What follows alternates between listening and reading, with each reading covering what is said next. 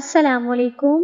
میری 14 سالہ حسین سالی کچھ دنوں کے لیے ہمارے گھر رہنے آئی۔ میں جسے بچی سمجھ رہا تھا وہ تو پوری آگ نکلی۔ میری بیوی ہسپتال میں اپنی ماں کے ساتھ داخل تھی، اسی لیے میری ساس رات کو میری سالی کو میرے پاس چھوڑ گئی۔ میں نے اسے بچی سمجھ کر اپنے ساتھ سلا لیا کہ کہیں وہ نئے گھر میں ڈر نہ جائے، لیکن اس نے تو آدھی رات کو میرے ساتھ ہی بیڈ پر رات کے 12 بجے کے قریب میرے کمرے کے دروازے پر دستک ہوئی تو میں جان گیا کہ میری سالی ندا ہی ہوگی، کیونکہ وہ اس وقت پورے گھر میں اکیلی تھی اور وہ پہلی دفعہ ہمارے گھر رہنے کے لیے آئی تھی، تو شاید اسے رات کے اس پہر ڈر لگ رہا تھا۔ جیسے ہی میں نے دروازہ کھولا تو یہ دیکھ کر میری حیرت کی انتہا نہ رہی کہ وہ نیم برہنہ سی نائٹی پہنے دروازے پر کھڑی تھی۔ مجھے دیکھتے ہی کہنے لگی کہ ارشد بھائی، مجھے آپ کے گھر میں بہت خوف محسوس ہو رہا ہے، کیا میں رات آپ کے ساتھ آپ کے کمرے میں گزار سکتی ہوں؟ میری نظر میں تو ندا ایک 14 سال کی بچی تھی، لیکن میں پہلی بار اسے یوں دیکھ رہا تھا۔ وہ تو کسی گلاب کی کلی کی طرح تر و تازہ تھی۔ 14 سال کی عمر میں ہی اس کا بدن بھرپور جوان ہو گیا تھا۔ کمرے میں مدھم روشنی ہونے کے باوجود بھی نیم برہنہ نائٹی میں اس کے جسم کا ہر حصہ واضح نظر آ رہا تھا۔ وہ میری بیوی کی چھوٹی بہن تھی۔ یہی سوچ کر میں نے اس کے وجود سے نظر چرائی اور اسے سونے کے لیے صوفے پر تکیہ رکھ کر دے دیا اور خود بیڈ پر لیٹ کر موبائل چلانے لگا۔ میری شادی کو 5 سال ہونے والے تھے اور میری شادی کے وقت ندا ایک 9 سال کی بچی تھی۔ میرا اپنے سسرال بہت ہی کم جانا ہوتا تھا، اسی لیے میں ندا کو ابھی تک بچی ہی سمجھ رہا تھا، لیکن مجھے کیا خبر تھی کہ وہ تو پوری قیامت بن چکی ہے۔ میں موبائل میں مگن تھا اور ندا صوفے پر بھی چین لیتی تھی۔ رات کے اس پہر موبائل پر بھی ایک سے بڑھ کر ایک سامان سامنے آ رہا تھا، جس کی وجہ سے میرے سوئے ہوئے جذبات جاگ رہے تھے۔ میں نے رات کو آواز دے کر پوچھا کہ کوئی مسئلہ ہے کیا؟ ندا کہنے لگی کہ ارشد بھائی، یہ صوفہ بہت چھوٹا ہے اور میرے پاؤں صوفے سے باہر جا رہے ہیں، جس کی وجہ سے میں صحیح طرح سے لیٹ نہیں پا رہی۔ ندا کی بات سن کر میں نے کہا کہ ٹھیک ہے، تم بیڈ پر آ جاؤ، میں صوفے پر بیٹھ جاؤں گا۔ ندا جیسے ہی بیڈ پر آئی تو میں اپنا تکیہ لے کر اٹھنے لگا، لیکن ندا نے میرا ہاتھ پکڑ کر روک لیا اور کہنے لگی کہ ارشد بھائی، آپ کیا ساری رات بیٹھے ہی رہیں گے؟ میرے ساتھ یہیں بیڈ پر سو جائیں، مجھے کوئی پریشانی نہیں ہوگی۔ میرے لیے ندا کے جسم سے نظریں ہٹانا مشکل ہو رہا تھا۔ میں نے بہت مشکل سے ندا کی بات مان کر دوسری طرف کروٹ بدلی اور موبائل چلانے لگا۔ مجھے پتہ ہی نہیں چلا کہ کب میری آنکھ لگ گئی۔ ابھی مجھے سوئے ہوئے کچھ ہی دیر گزری تھی کہ اچانک ہی میری آنکھ کھلی اور میرے رونگٹے کھڑے ہونے لگے۔ میں سوچ بھی نہیں سکتا تھا کہ جسے میں ایک کم عمر بچی سمجھ رہا تھا وہ تو پوری شراب ہے۔ ہر گزرتے پل کے ساتھ میرے دل میں جذبات کا طوفان ٹھاٹھے مارنے لگا تھا، لیکن میں بہت مشکل سے خود پر قابو پا رہا تھا۔ لیکن پھر ندا نے میرے ساتھ کچھ ایسا کیا کہ میرے قدموں تلے زمین نکل گئی اور نہ چاہتے ہوئے بھی میں اس کی بات ماننے پر مجبور ہو گیا۔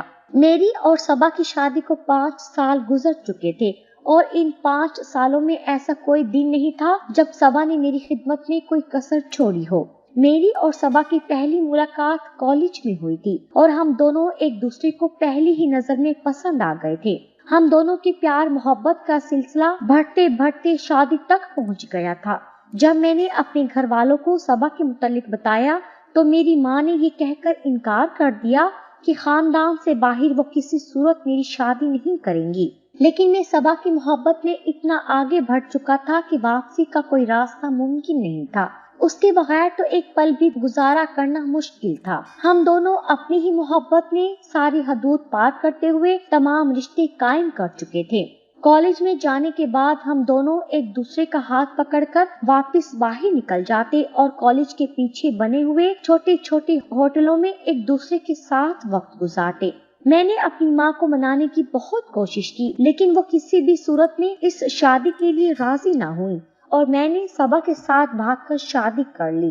جب میرے ماں باپ کو اس بارے میں علم ہوا تو انہوں نے مجھے گھر سے ہی نکال دیا، کیونکہ میں کوئی نوکری نہیں کرتا تھا اور نہ ہی میری کوئی کمائی تھی۔ اور جب صبا کے گھر والوں کو اس بارے میں پتہ چلا تو وہ بھی ہماری شادی کے خلاف ہو گئے اور وجہ یہی تھی کہ میں کچھ بھی نہیں کماتا تھا۔ بہت مشکل سے میں نے صبا کے گھر والوں کو راضی کیا، لیکن صبا کے گھر والوں نے ہم سے ملنا جلنا ختم کر دیا تھا۔ کافی عرصے تک میں اور صبا فاقوں والی زندگی گزارتے رہے، لیکن جیسے ہی میری نوکری لگی اور میرے حالات کچھ بہتر ہوئے تو صبا نے اپنے گھر والوں سے ملنا جلنا شروع کر دیا۔ لیکن اب وہ لوگ مجھے بالکل بھی پسند نہیں تھے، کیونکہ جب مشکل حالات تھے تو انہوں نے مجھے نہیں اپنایا تھا، اور اسی لیے میں صبا کے گھر نہ جانے کے برابر جاتا تھا، سال میں 1 یا 2 دفعہ۔ اسی لیے میں نے صبا کی چھوٹی بہن ندا کو کبھی صحیح سے دیکھا بھی نہیں تھا، نہ ہی میں اس بات سے واقف تھا کہ وہ اب 14 برس کی ایک خوبصورت لڑکی بن چکی ہے۔ خدا نے ہمیں اولاد کی نعمت سے کئی سالوں تک محروم رکھا تھا، اور بہت زیادہ علاج کرانے کے بعد اب صبا ہمارے بچے کو جنم دینے جا رہی تھی۔ میرے گھر والے تو تھے نہیں، اسی لیے مجبوراً مجھے صبا کی ماں کو بلوانا پڑا، اور جب ہم صبا کو ہسپتال لے کر گئے تو ڈاکٹر نے بتایا کہ صبا کو 1-2 دن ہسپتال میں داخل رہنا پڑے گا۔ پریگنینسی کے اس عرصہ میں صبا کو بہت سی بیماریاں ہو چکی تھی، اس لیے اس کا کیس کافی مشکل تھا۔ صبا کے والد کہیں شہر سے باہر گئے ہوئے تھے، اس لیے صبا کی والدہ نے اس کی چھوٹی بہن کو میرے پاس ہمارے گھر میں چھوڑ دیا، کیونکہ وہ اسے اکیلا نہیں چھوڑ سکتی تھی۔ میں بہت عرصے بعد صبا کی بہن ندا کو پہلی دفعہ دیکھ رہا تھا، اور میں اس کو دیکھ کر حیران رہ گیا تھا۔ میں تو صبا کی خوبصورتی کا ہی دیوانہ تھا، لیکن اس کی چھوٹی بہن تو اس سے کہیں زیادہ خوبصورت تھی، اور اسے دیکھ کر میں صبا کو بھول گیا تھا۔ ندا نے صبا کی غیر موجودگی میں گھر کے سارے کام کاج بہت اچھے سے کیے، اور مجھے بالکل محسوس نہیں ہوا کہ صبا گھر میں نہیں ہے۔ اس نے سارے گھر کو سلیقے سے صاف ستھرا کر کے سونے کی تیاری شروع کی، تو میں بھی اپنے کمرے میں چلا آیا، لیکن تھوڑی ہی دیر بعد جب کمرے کے دروازے پر دستک ہوئی تو میں جان گیا کہ ندا آئی ہے۔ شاید اسے کسی چیز کی ضرورت تھی، لیکن میں اس بات سے بالکل بے خبر تھا کہ ندا تو کچھ اور ہی ارادہ لے کر آئی ہے۔ پہلے تو وہ صوفے پر آرام سے بیٹھ گئی اور کہنے لگی کہ مجھے بہت زیادہ اکیلے پن میں خوف محسوس ہو رہا تھا، کیونکہ یہ گھر میرے لیے بالکل نیا ہے، اس لیے میں نے سوچا کہ کیوں نہ میں آپ کے کمرے میں ہی رات گزار لوں۔ میں نے ندا سے کہا کہ اچھا کیا جو تم چلی آئی، یہ تمہارا اپنا ہی گھر ہے، تم یہاں آرام سے سو سکتی ہو۔ لیکن ندا کو یوں نیم برہنہ نائٹی میں دیکھ کر میری نظریں بار بار اس کے جسم کا طواف کر رہی تھی۔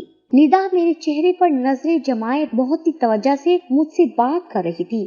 وہ آہستہ آہستہ مجھے بتا رہی تھی کہ جب اس نے مجھے پہلی بار دیکھا تھا تو میں پہلی ہی نظر میں اسے بہت اچھا لگا تھا۔ اس وقت وہ صرف 9 سال کی تھی۔ وہ کہنے لگی کہ مجھے دیکھتے ہی اسے اپنی آپی کی پسند پر رشک آنے لگا، اور اسے خوشی ہوئی کہ اس کی آپی کی قسمت اتنی اچھی ہے۔ ندا کہنے لگی کہ اس دن کے بعد سے میں اس کے خیالوں میں بیٹھ گیا تھا، اور وہ یہی تصور کرتی ہے کہ اس کی زندگی میں آنے والا شخص بھی بالکل میرے جیسا ہی ہوگا۔ ندا مجھ سے بات کرتے کرتے اپنی نائٹی کی ڈوری سے بھی کھیلنے لگی تھی۔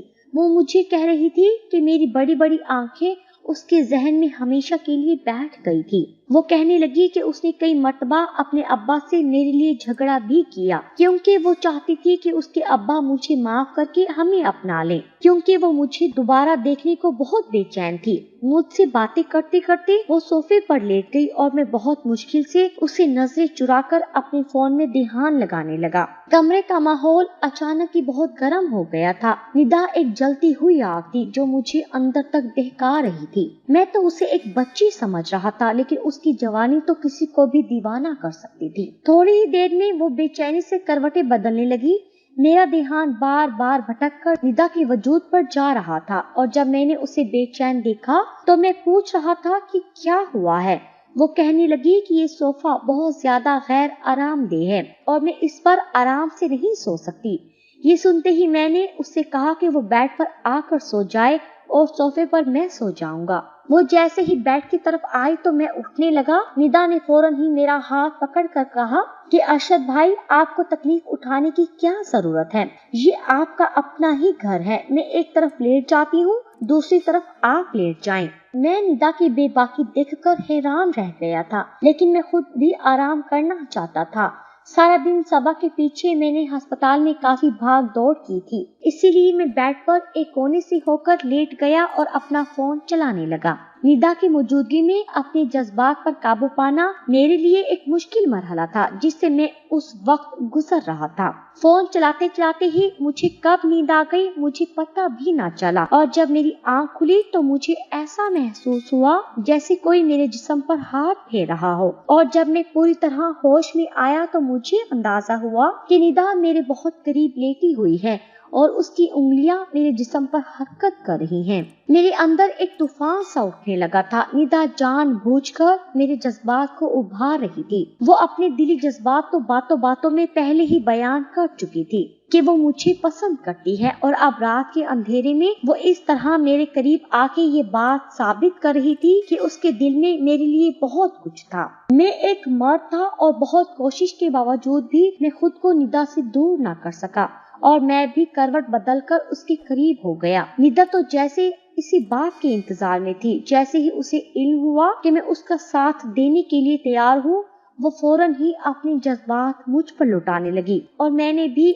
उसके हर जज्बे की खूब पजीराई की। जब हम दोनों अपना मकसद हासिल कर चुके तो निदा ने अपने फोन में मेरे साथ हमारी कई तस्वीर खींची जिनमें हम दोनों एक दूसरे की बाहों में थे। हम दोनों ही बेहिजाब थे। मैंने निदा से कहा कि इस तरह की तस्वीर फोन में ना ले, लेकिन निदा कहने लगी कि जब मैं उसके साथ नहीं होऊंगा तो वो मेरे साथ इन तस्वीर को देखकर अपने बीते हुए पलों को याद करेगी। मैं उसकी एक एक अदा पर फिदा हो गया था। वो पूरी तरह अपनी जवानी मुझ पर लुटा चुकी थी। उसका नर्म और नाजुक गुलाब जैसा खिलता बदन मुझे मदहोश कर गया था, और मैं ये तक भूल गया था कि मेरी महबूब बीवी उस वक्त तकलीफ की हालत में अस्पताल में दाखिल है और वो कभी भी मेरे बच्चे को जन्म दे सकती है। निदा के साथ रात गुजारकर मैं ऐसे ही मसरूर था जैसे कोई किला फतह कर लिया हो, लेकिन मुझे क्या खबर थी कि यहाँ से मेरी बर्बादी का आगाज होने वाला था। जैसे ही मैं अस्पताल जाने के लिए निकलने लगा, निदा ने मुझे आवाज देकर रोका और मेरे करीब आकर मुझे अपनी बाहों में भर लिया और मुझे चूमते हुए कहने लगी कि आप जाते जाते मुझे कुछ पैसे दे जाएं, मुझे बाजार जाना है। निदा की बात सुनते ही मैंने बटुए से हजार के 5 नोट निकाल कर निदा के हवाले किए। मेरे हाथों से नोट लेकर उसके चेहरे पर एक मासूम सी मुस्कुराहट बिखर गई। मैंने बदले में उसके होंठों को चूमा और घर से निकल पड़ा। मैं सारा रास्ता खुशी से सरशार। जब अस्पताल पहुंचा तो मेरी बीवी सबा की हालत बहुत खराब थी। डॉक्टर ने बताया कि सबा जिंदगी और मौत के दरमियान झूल रही है और कभी भी कुछ भी हो सकता है। सबा की माँ भी बहुत ज्यादा परेशान थी, जबकि अस्पताल जाकर मेरी हालत भी खराब हो गई थी। सारा दिन मैं सबा के साथ रहा, लेकिन सबा की हालत पहले से बेहतर ना हुई। डॉक्टर ने कहा कि कुछ दिन सबा को और अस्पताल में रखना होगा। ये सुनकर न जाने क्यों मुझे अजीब सा सुकून महसूस हुआ कि सबा जितने दिन अस्पताल में रहती मुझे निदा के साथ वक्त गुजारने का मौका मिल जाता। मैंने डॉक्टर से कहा कि मेरे बच्चे को कुछ नहीं होना चाहिए। डॉक्टर ने मुझे तसल्ली दी। मैं रात तक अस्पताल में रहा और रात के वक्त मैं सबा की अम्मी से ये कहकर घर वापस आ गया कि निदा घर पर अकेली हो गई, आप मुझे वापस जाना चाहिए। क्योंकि अस्पताल में सबा के साथ किसी औरत को ही रुकने की इजाजत थी, इसीलिए सबा की अम्मी का रहना बहुत जरूरी था। मैं जब अस्पताल से घर वापस लौटा तो निदा बहुत ही खुश थी। उसने बहुत सारी खरीदारी की थी और वो मुझे एक एक करके सारे कपड़े पहनकर दिखा रही थी। उसे मुझसे बिल्कुल भी शर्म महसूस नहीं हो रही थी। वो बहुत आराम से मेरे सामने बिना किसी दुपट्टे के बेझिझक घूम रही थी। उसके कपड़े जिस्म पर इस कदर फिट थे कि सब कुछ वहां से नजर आ रहा था। उसका गहरा गला उसकी खुलती हुई रानाइयों को झलका रहा था। वो बार बार मेरे करीब आती और मैं अपनी होश खोने लगता।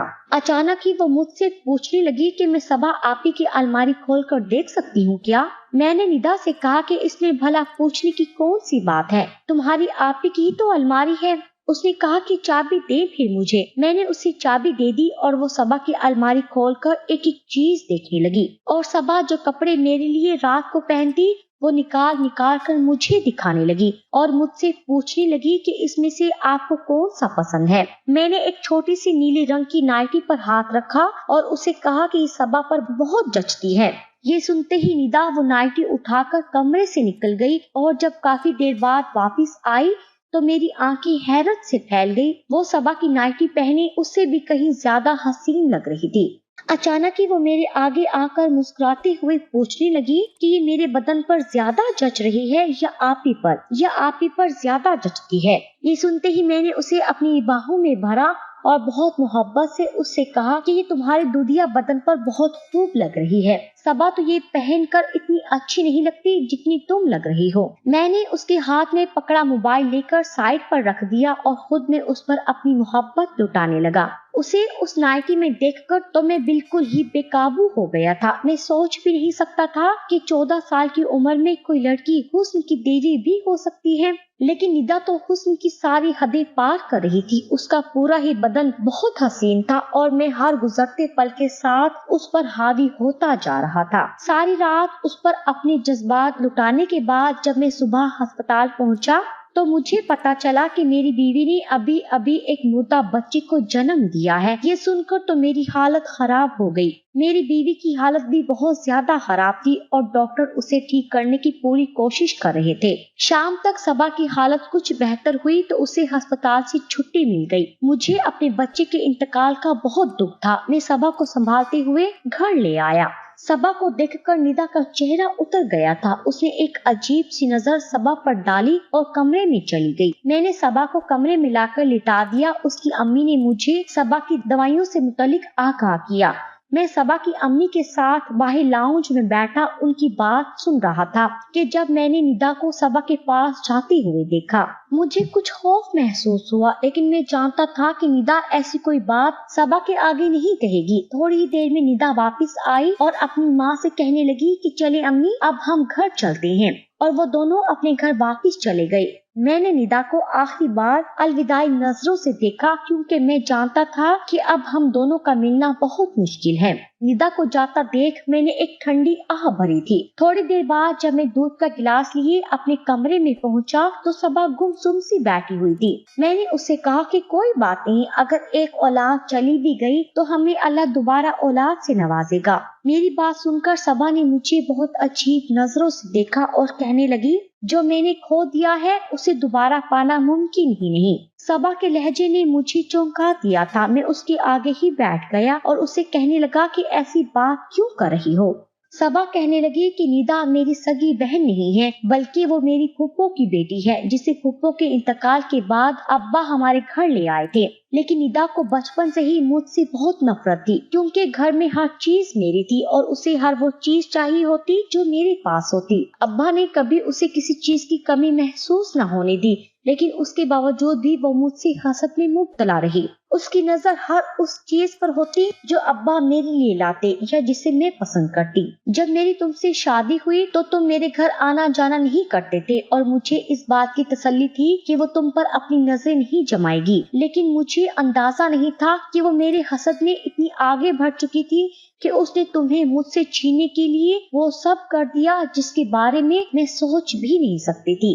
सबा की आंखों से आंसू बह रहे थे और वो मुझसे कह रही थी कि निदा ने जाने से पहले मुझे वो सारी वीडियो दिखा दी है और सारी तस्वीर भी दिखा दी है जिनमें हम दोनों एक साथ थे। सबा की बात सुनकर मैं सदमे में आ गया था। निदा ने सब कुछ जानबूझकर एक मकसद के तहत किया था और मैं उसके हाथों खिलौना बन गया था। सबा की आंखों में मेरे लिए सिर्फ और सिर्फ नफरत बाकी बच गई थी। उसने अपनी औलाद भी खो दी थी और शोहर भी। मैं सबा के आगे शर्मिंदगी से सर झुका गया था कि जब सबा ने मुझसे कहा कि वो जाते जाते मुझसे मेरी नीली नाइटी मांग कर ले गई है क्योंकि वो तुम्हें मुझसे ज्यादा उसके बदन पर जचती हुई दिखाई देती है। मुझे लगा था जैसे सबा के लफ्जों ने मुझे जमीन में जिंदा गाड़ दिया हो।